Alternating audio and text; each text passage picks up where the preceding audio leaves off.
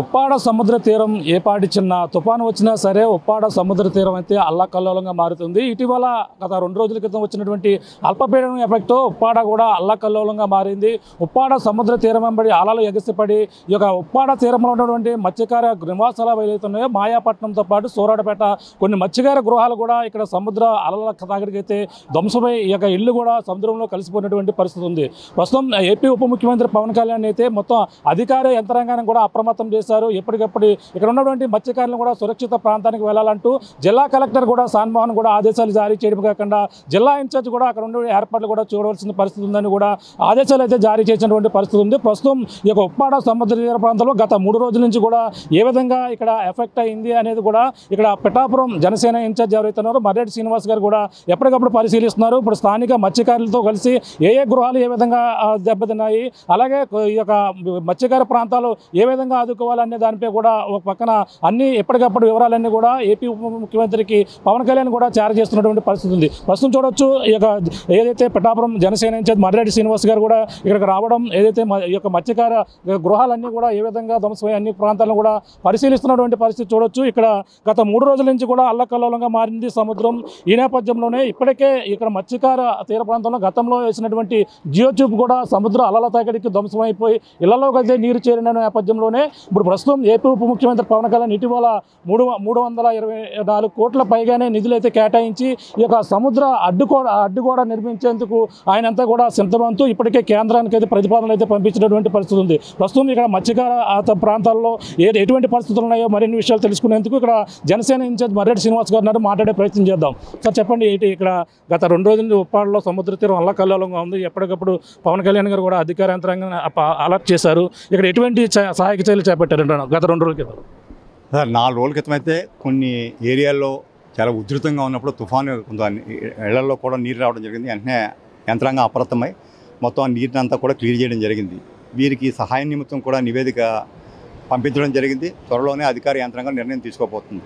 తర్వాత దీనికి శాశ్వత పరిష్కారంగా 323 కోట్లతోటి ప్రతిపాదనలు ఫైనల్ స్టేజ్లో ఉన్నాయి. ఈ వారంలో జరగబోయే మీటింగ్లో ఫైనల్ శాంక్షన్ వస్తుంది.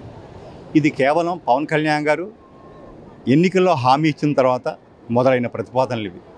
ఇవాళ రేపు ఎవరెవరో ఏదో మాట్లాడుతున్నారు.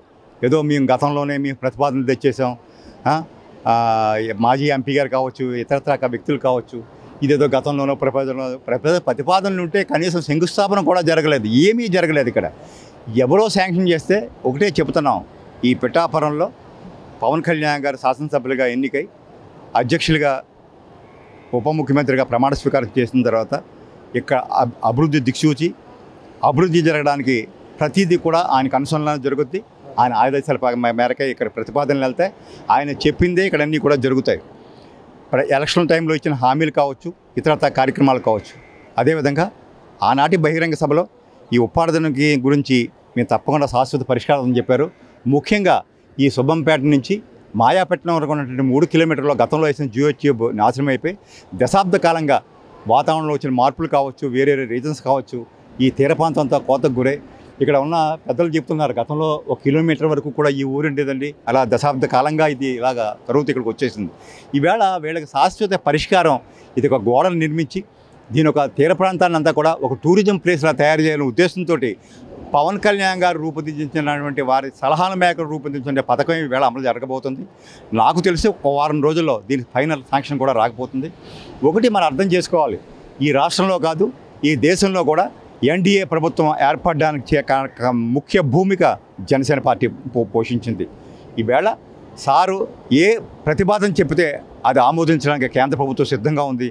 అదేవిధంగా నారా చంద్రబాబు నేతృత్వంలో ప్రభుత్వం కూడా మన సార్ యొక్క ముఖ్య భూమికను పోషించే తీరును చూసి అన్ని కార్యక్రమాలు కూడా ఇక్కడ జరుగుతున్నాయి. అదేవిధంగా సార్ స్వయంగా నిర్వహిస్తున్న రూరల్ డిపార్ట్మెంటు ఈవేళ నభూతో నభవిష్యత్ దేశ చరిత్రలో ఎప్పుడూ జరిగినంతగా గ్రామీణ ప్రాంతాల్లో 4500 కిలోమీటర్ల రోడ్లని ఈవేళ వేయటం జరిగింది. పిఠాపురంకి వస్తే 22 కోట్లతోటి 30 కిలోమీటర్ల సీసీ రోడ్ల గ్రామీణ ప్రాంతాల్లో నిర్మించాం. 10 కోట్లతోటి ఆర్ఎన్బి రోడ్ల రిపేర్లు ప్లస్ పునర్నామం జరిగింది. అదేవిధంగా పిఠాపురం వాసులు ఎంతో కాలంగా అనుకుంటున్నటువంటి 100 పడకల ఆసుపత్రి శంకుస్థాపన జరిగింది. డిస్మాంట్లింగ్ మొదలైంది. త్వరలోనే ఆ కార్యక్రమం కూడా మొదలవుతుంది. అదే విధంగా ఎంతో దశాబ్ద కాలంగా వీరెన్నో ప్రగల్భాలు పలుకుతూని మేము ఇచ్చేసాం అని చెప్పి ఆర్ఓబి ప్రపోజల్ కనీసం ముందుకు తీసుకెళ్ళకపోతే ఈ 56 కోట్లు ఫ్లైఓవర్కి మంజూరు అయి ఉంది ల్యాండ్ కాంపెన్సేషన్. కాకపోతే పవన్ కళ్యాణ్ గారు వచ్చి ఈ వ్యాపారస్తుల యొక్క అర్జీలను పరిశీలించి వారికి ఇచ్చే కాంపెన్సేషన్ సరిపోదు, ఈవేళ ఉన్న రియల్ ప్రకారం మార్కెట్ రేట్ ప్రకారం వాళ్ళందరినీ కూడా మనం కన్సిడర్ చేయాలనే ఉద్దేశంతో 73 కోట్లతో రివైజర్ ప్రధానం పంపాం. త్వరలోనే ఆ కార్యక్రమం కూడా పూర్తయి ఎంతో కాలంగా వేచి చూస్తున్నటువంటి ఆ ఆర్ఓబి కళ కూడా సాకారం కాకపోతుంది. అదేవిధంగా ఈ ఉప్పాడ వాసులకి ఎప్పటి నుంచో కోరుకున్న ఈ గోడ కూడా త్వరలోనే ఈ సంబంధించిన పనులు వస్తాయి. కాకపోతే ఏదో క్షేత్రం చెప్పినప్పుడు ఎవరెవరో ఏదో చేసి కనీసం ప్రతిపాదనలు అంటే నేను పంపేస్తాను 1000 కోట్లు, కానీ రూపం దాల్చాలి కదా. అసలు శ్రీకారం చుట్టింది ఎక్కడ? ఈ వేళ కూడా మేమేం చెప్తున్నాం, ప్రతిపాదన ఈ వారంలో ఫైనలైజ్ అవుతుంది, ఇప్పుడు పని ప్రారంభమై ఉండాలి కదా. ఏమీ చేయకుండా మేము పంపే ఉంటే ఇక్కడ ఒకటే చెప్తున్నాం, పిఠాపురంలో ఏ కార్యక్రమం జరిగిందా పవన్ కళ్యాణ్ గారి కన్సర్న్లో జరుగుతాయి, వారి ఆదేశాలు మాత్రం జరుగుతాయి, వారు ఆదేశిస్తేనే ఇక్కడ కార్యక్రమాలు జరుగుతాయి. అది మాత్రం కరెక్ట్, అది నిజం. ప్రధానంగా చూసుకుంటే మనకు ముఖ్యంగా ఏదైతే ఈ యొక్క ఉప్పాడ తీరంలో గతంలో జియో ట్యూబ్ సముద్రం అలలు అంటే మరింత ఎక్కడా లేని విధంగా ఇక్కడే ఉంటున్నాయి.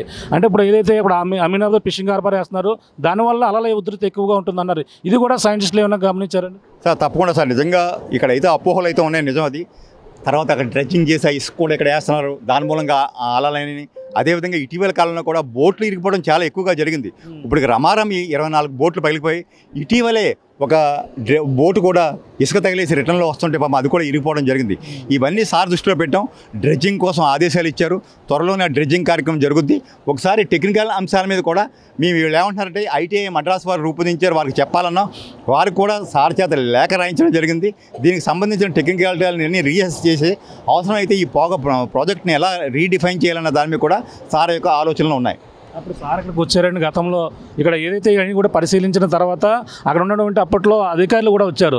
అంటే భూమికి సంబంధించి ఏదైతే ఇది హెల్త్ డిపార్ట్మెంట్ కావచ్చు, అంటే ప్రధానంగా ఈ యొక్క అలల ఉధృతి మీరు చెప్పినట్టుగా అక్కడ డైవర్షన్ చేయడం వల్ల ఇక్కడ ఏదైతే ఇక్కడ దీనికి సంబంధించిన అమీనాబాద్ ఫిషింగ్ హార్బర్ సంబంధించిన అవగాహన లోపంతో గతంలో అధికారులు కూడా తప్పుడు నిర్ణయాలు కూడా తీసుకున్నారన్నారు. అంటే ఇప్పుడు బోట్లతో దాన్ని కూడా ఇది కూడా పరిష్కారం అయ్యే అవకాశం డెఫినెట్గా. ఫస్ట్ మొట్టమొదట ఈ గోడ ప్రొటెక్షన్ వీళ్ళకి ఇచ్చేస్తే ముందు వీళ్ళకి లైవ్లీహుడ్ నిలబడిపోతుంది. అదే కాదు, వీరందరికీ కూడా ఇక్కడ ఉంటున్న వందలాది కుటుంబాలు వీళ్ళందరూ కూడా శాశ్వత పరిష్కారాన్ని, వీరందరూ కూడా గృహ నిర్మాణం చేసే కార్యక్రమాన్ని కూడా పవన్ కళ్యాణ్ గారు చేపట్టబోతున్నారు. ఒక్కసారి ఈ గోడ పరిష్కారం అయిన తర్వాత అంచెల వారిగా వీరందరికీ కూడా గృహ నిర్మాణం చేయడం జరుగుద్ది. మీరు చెప్తున్నట్టుగా ఆ సమస్యను కూడా అధ్యయనం చేయడం జరుగుద్ది, దానికి కూడా పరిష్కారాలు వెతకబడతాయి. అంటే వీళ్ళ ఇక ఇల్లు కట్టుకోవడం స్వామతలో ఉన్నాము అంటే ఒకవేళ లోన్లు ఇచ్చినా 2 లక్షలు 3 లక్షలు ఇస్తున్నారు, మేము ఇది కూడా కట్టుకోలేము అన్నారు. గతంలో ఇళ్ళ స్థలాలు ఇచ్చినా మేము వెళ్ళలేకపోయాం, ఇక్కడ ఏదైతే ఇక్కడ ఉండి మా స్వస్థలం ఇక్కడ ఏదైతే ఉందో ఇక్కడ ఉండగలం, దీనికి పరిష్కారం ఇక్కడే కట్టిస్తే బాగుంటుందని వీళ్ళు అంటున్నారు. కాకపోతే అది నిజం. కాకపోతే కోస్టల్ గైడ్లైన్స్ కొన్ని ఉంటాయి సార్. ఎక్కడా కూడా సముద్ర తీర ప్రాంతంలో సముద్రం కాడి నుంచి 500 మీటర్ల లోపల కనెక్షన్ చేయడానికి ఏ రకమైనటువంటి రూల్స్ ఉన్నాయి, ఏ రకంగానూ ఒప్పుకోరు. కాకపోతే వీళ్ళందరినీ గతంలో కూడా వీళ్ళు కొంతమందికి గతంలో కొత్త మాయపట్నం అన్ని కూడా ఇవ్వడం జరిగింది. మీరు చెప్పింది అక్షర సత్యం. ఈ ఇచ్చే 2 లక్షలతోటి ఇల్లు పూర్తి కాదు, వారికి ఆర్థిక వనరులు ఉంటే పూర్తి చేయగానే చేయరు. దాన్ని కూడా సారికి నివేదించి ఏమైనా టిట్కో హౌస్ల రూపంలో కానీ వేరే ఇతరత్రా కానీ వీరందరినీ కూడా రిహాబిలిటేట్ చేసి కూడా ఆలోచన చేస్తూ ఉంటారు. రైట్. ఎప్పుడు కార్యాచరణ రూపం దాల్చబోతుంది? 4 months వాళ్ళు అడిగేది కూడా ముందు గోడ కట్టమని, గోడ కట్టిన తర్వాత అన్ని ఒక్కొక్కటిగా మేము చేపడతామండి. రైట్. అది కూడా పవన్ కళ్యాణ్ గారి వల్లే జరుగుతుంది, పవన్ కళ్యాణ్ గారు చేస్తారు.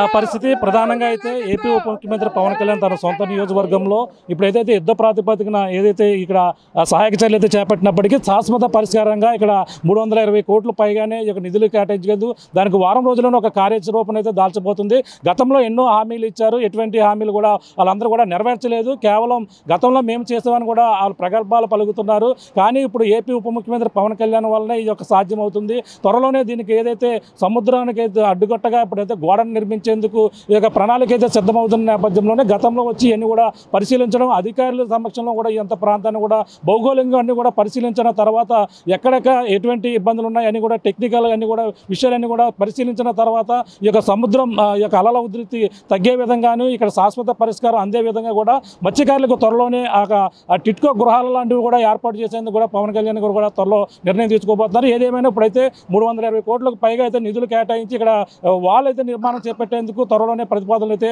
వారం రోజుల్లో రాబోతున్నాయి. కేవలం పవన్ కళ్యాణ్ వల్ల ఇదంతా జరుగుతుందని కూడా ఈ యొక్క జనసేన ఇన్ఛార్జ్ ఎవరైతున్నారో మరెడ్డి శ్రీనివాస్ గారు చెప్తున్నటువంటి పరిస్థితి ప్రధానంగా ఉందని చెప్పాలి. దిగునున్న తాజా పరిస్థితి. కెమెరా అనిల్తో ప్రకాష్ ఆర్టీవీ ఉప్పాడ సముద్ర తీర ప్రాంతం నుంచి. తెలుగులో న్యూస్ కి ఫాస్టెస్ట్ యాప్ ఇప్పుడు టోటల్లీ న్యూ అవతార్లో జస్ట్ 5 సెకండ్స్ లో కంప్లీట్ న్యూస్. సోషల్ మీడియాలో ట్రెండ్స్ కి one stop solution. Live TV app voice search option తో ఇప్పుడే డౌన్లోడ్ చేయండి లేదా అప్డేట్ అయిపోండి. యాప్ లింక్ డిస్క్రిప్షన్ లో ఉంది.